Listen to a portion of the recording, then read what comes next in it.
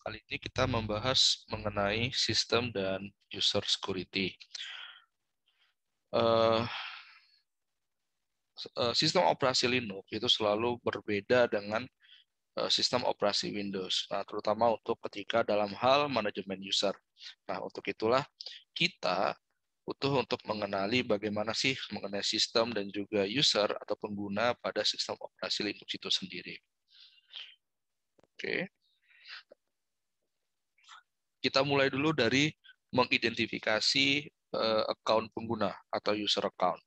Account pengguna ini biasanya berupa pengguna yang menggunakan sistem operasi itu sendiri atau Linux itu sendiri.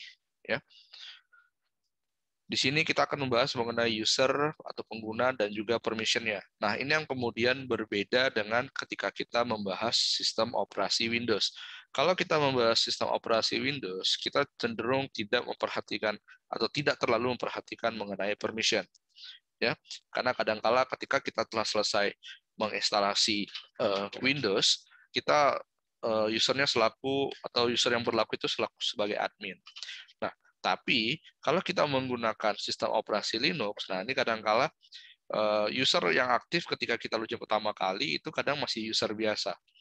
Ya, user admin itu pun kadang atau permission sebagai admin itu kadang harus diaktifkan dahulu. Nanti ada beberapa base command yang bisa kita gunakan. Oke, user account are designed to provide security. Nah, ini berarti dalam hal pengguna dari sistem operasi Linux itu sendiri, ini didesain untuk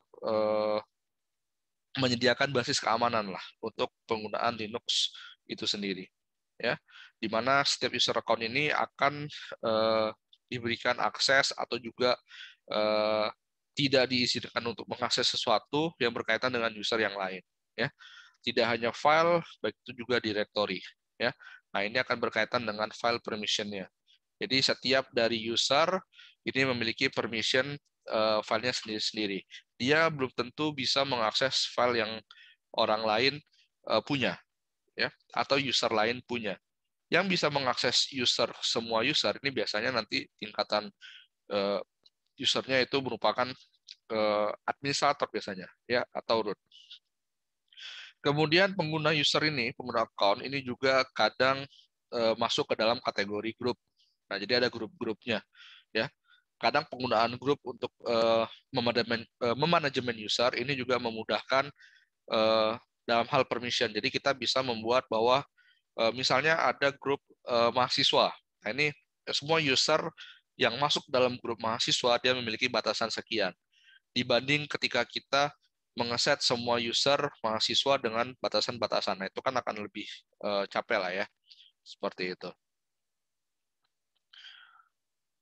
Beberapa perintah atau beberapa base command perintah itu terkadang membutuhkan admin ya atau root privilege.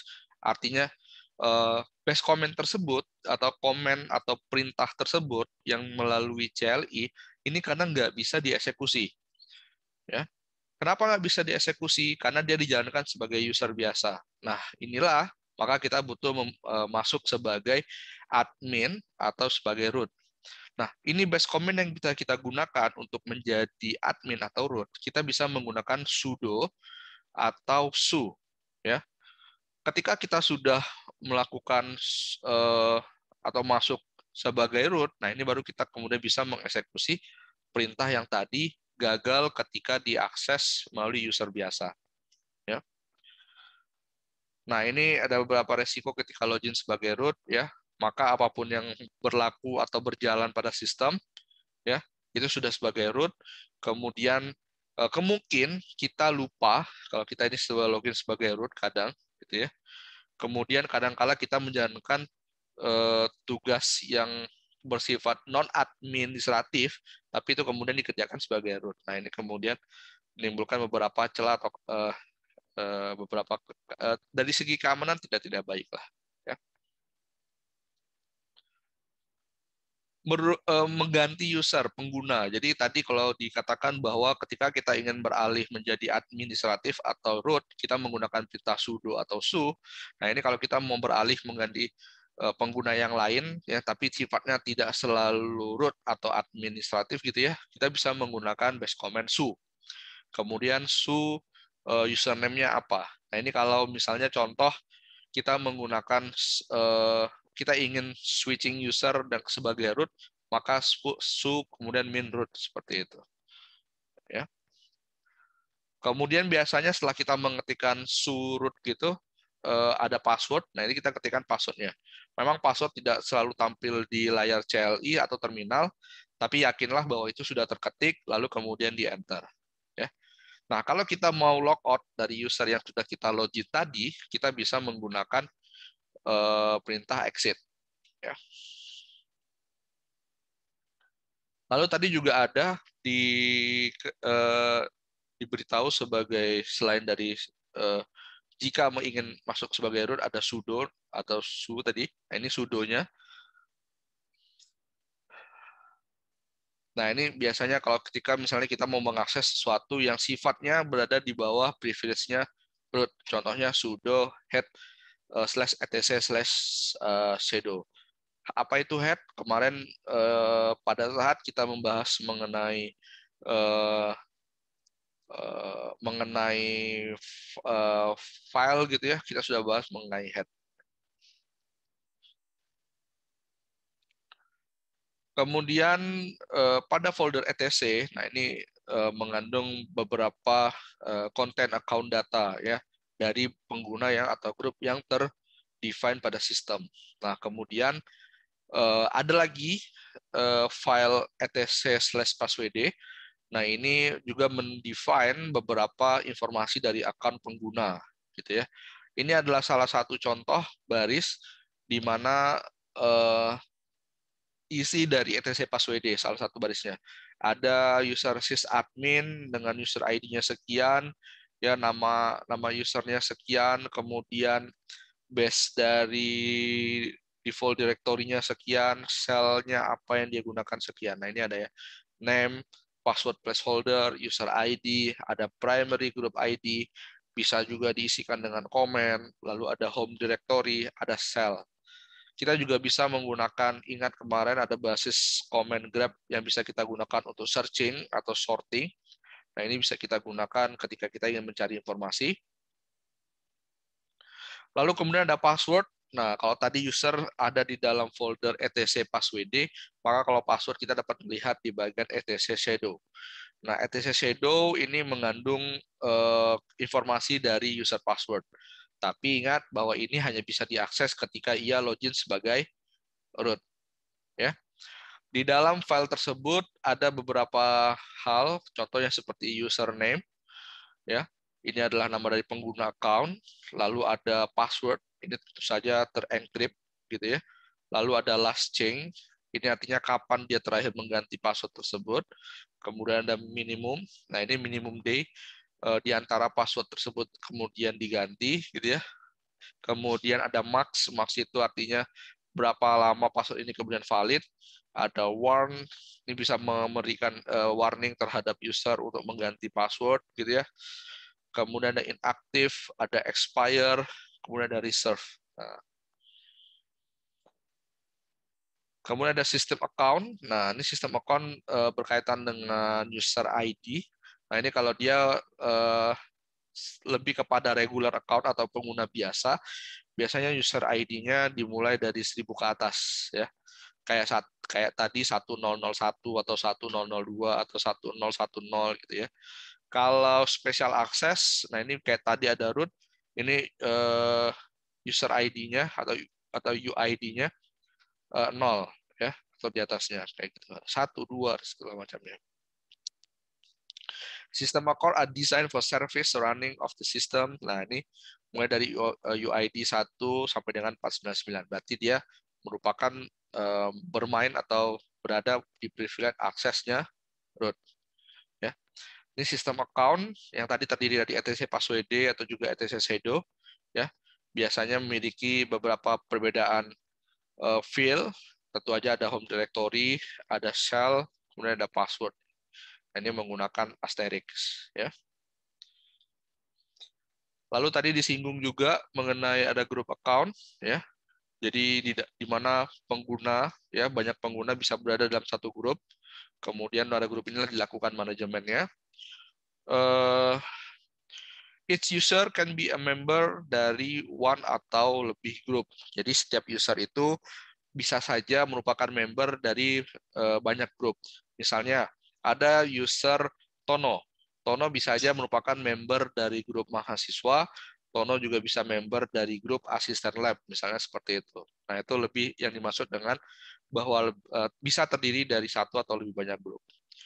Kemudian the etc password, nah ini define di mana dia mendefine primary groupnya, ya artinya walaupun dia terdiri dari banyak berada di member yang lain grup, tapi di bagian password dia mendefine primary groupnya, ya. Lalu kemudian ada lagi file etc group. Nah ini untuk mendefine atau informasi dari grup membership, ya.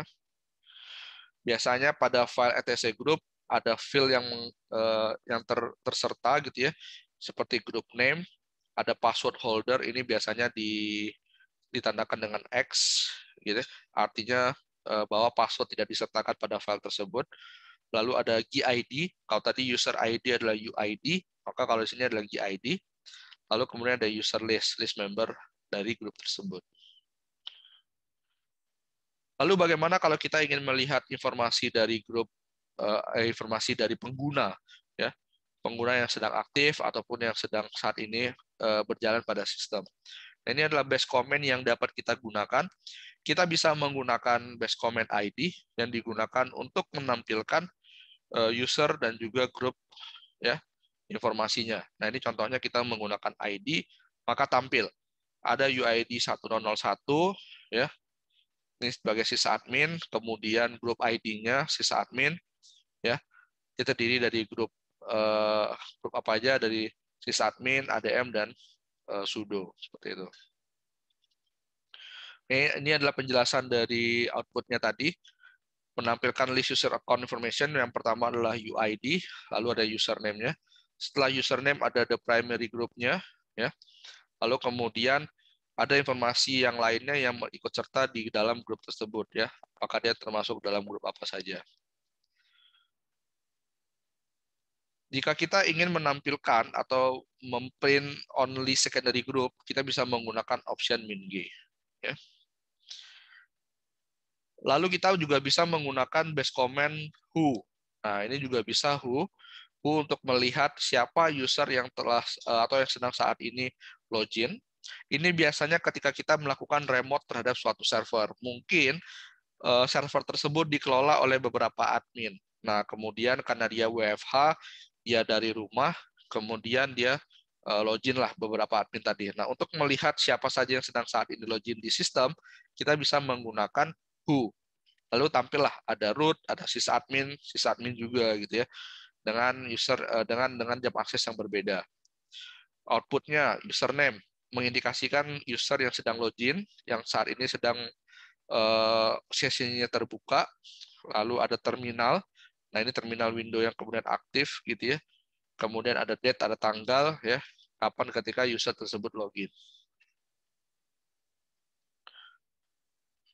Lalu kemudian kita juga bisa menggunakan base comment satu karakter atau satu huruf saja, W, seperti itu. Nah, ini juga bisa untuk menampilkan memprovide more detail information. Nah, jadi lebih kepada detail mengenai user yang aktif saat ini. Nah, ini kalau kita menggunakan perintah W, lalu kemudian user aktif, ada tadi TTY-nya, terminalnya, gitu ya. Kemudian dari dia mengakses dari mana, loginnya kapan, berapa lama, kayak gitu ya, segala macamnya. Lalu kalau kita ingin melihat semua login atau semua data informasi login record, kita bisa menggunakan base comment last kayak gini. Sehingga nanti kemudian akan tampillah semua record dari yang login tadi. Tentu saja dia tersimpan di dalam file WTMP yang berada di lokasi var/log. Ya. Show previous login session as well as current login information. Nah, ini. Oke, sampai situ dulu mengenai pembahasan mengenai pengguna dan juga user account yang dapat digunakan pada sistem operasi Linux. Nanti kita akan membahas lebih dalam lagi mengenai pembahasan lainnya di materi selanjutnya. Terima kasih.